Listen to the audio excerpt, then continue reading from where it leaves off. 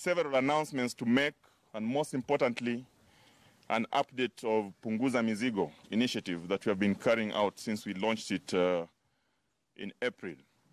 But I want to also in this press conference just alert you, the people that we have here today. First of all, we have got members of National Executive Committee of Third Way Alliance Kenya.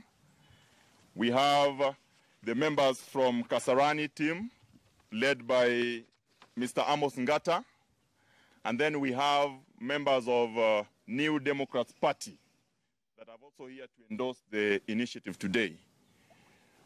It is important to note that this initiative of Punguza Mizigo is attracting a lot of people from all over the country because it is an initiative that is pro the people.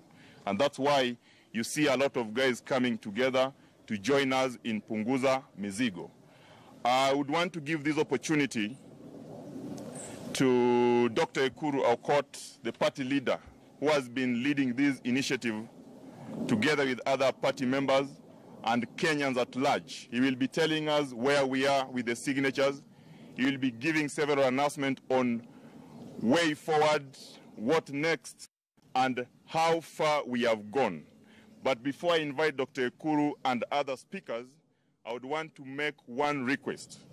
We have always have pressers here, and we have talked about Punguza Mizigo. But the pressure for today is very different. Why am I saying that? I'm saying that because it is coming at a time when we are only having less than 400, at least 400,000 signatures to the the constitutional required mark of 1 million. That tells you that this initiative is not going back. Punguza Mizigo inaendelea na haitasimama. Yule yeyote ambaye anasema kitu ingine, sisi tunapunguza. Daktari, karibu. Napunguza. Okay.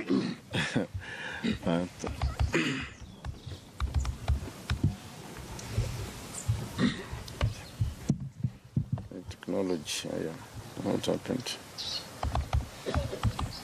We're trying to save more trees, that's why we don't want to. Thanks SG, and thanks the group from Kasarani, thanks the group from Kiambu, and thanks the New Democrats for coming to show a support for this. I think like the Secretary General hinted, this is no longer a party affair for Third Way only.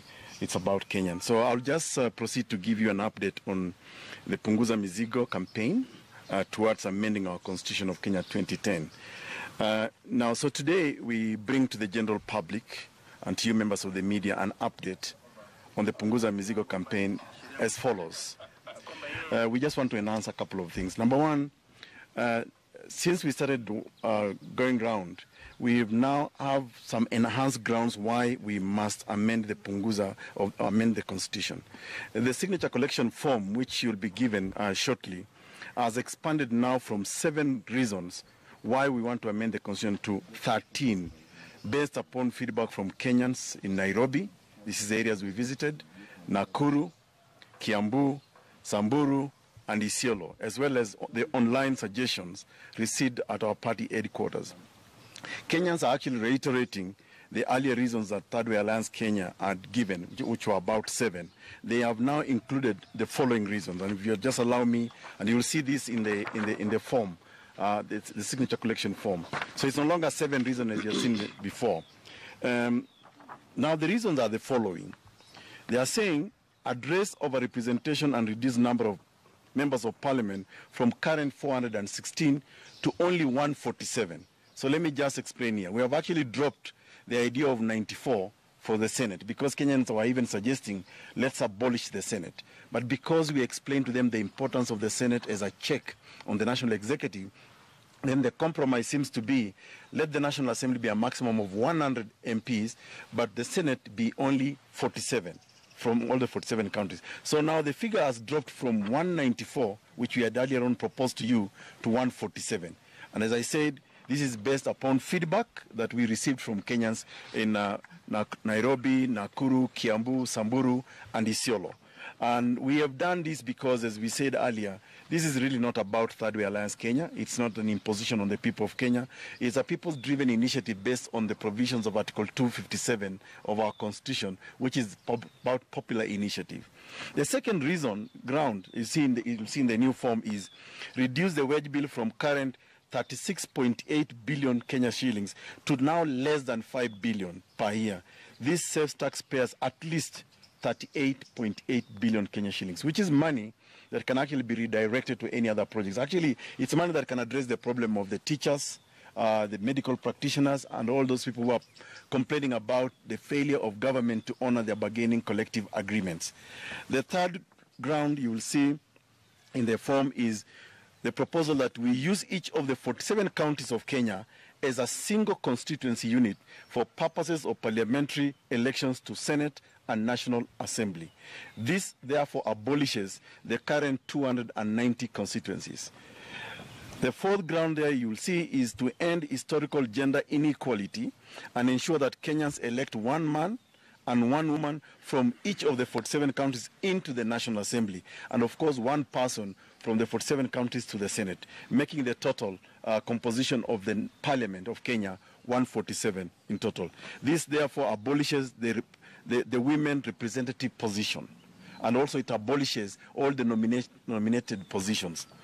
Number 5 is to abolish nominations in the county assemblies and Senate. I think we've already spoken about this.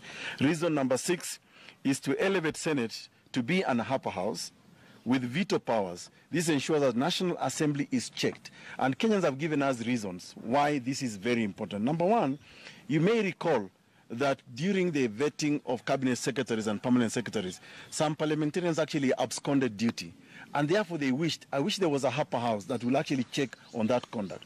You may also recall the Division of Revenue Bill number 7 of 2018, in which parliamentarians used the financial year 2013-2014 to divide 937 billion Kenya shillings instead of using the most recent, according to the Constitution, which is 2016-2017, which was 1.4 trillion Kenya shillings to divide revenue. Again, nobody was there to check on the National Assembly because they denied Kenyans in excess of 500 billion Kenya shillings, which means the counties are actually affected. And when we had discussion with the senators, they actually see sense in making the Senate a upper house with veto powers. They can even reject, for example, a law such as the VAT Act of 2013, which imposed 8% on petroleum products. So again, there's really nobody. And really, if Kenyans want to make Senate what it is, as it is tradition and custom in other democracies, then we must make it a upper house with veto powers. That's the only way it can be a check both on the National Assembly, on the executive, and all other bodies, including the counties as they are today. So the seventh reason you will find there is the proposal to increase counties' revenue share allocation to at least 35% from the current 15%. So the Kenyans are saying, if we really deconstruct what is Kenya today is the people of Kenya in the various counties, the 47 counties. So why should more money remain at the national level and not to the people of Kenya who need services such as health, education, roads, security, and all the things that we really need as Kenyans?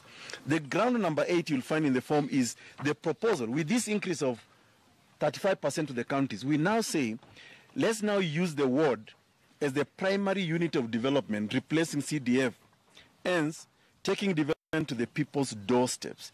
This will spur economic growth in each of the 1450 wards of Kenya. So what Kenyans have told us after the places that we visited is, how do we begin to measure development? When we use the county as a development unit, actually development just fizzles out. We don't see it. But if you bring it to the ward level, and the people want now to ask, do we have water? Do we have roads? Do we have lighting? Do we have medicine in our dispensary at the ward level?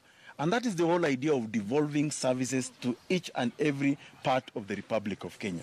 And for us, we have redefined what each part of the Republic of Kenya to mean. Let's bring it closer to the ward level. And hopefully even from the ward level, we can go to the village level itself, so that people can begin to see services. So that's the other ground number 8. Ground number 7, you will see in the new form, is to introduce a 7-year term for presidency. We are abolishing the 2-year, 5-year, 2 terms for the president. Let it be only 1 term of 7 years maximum. This is what Kenyans are saying.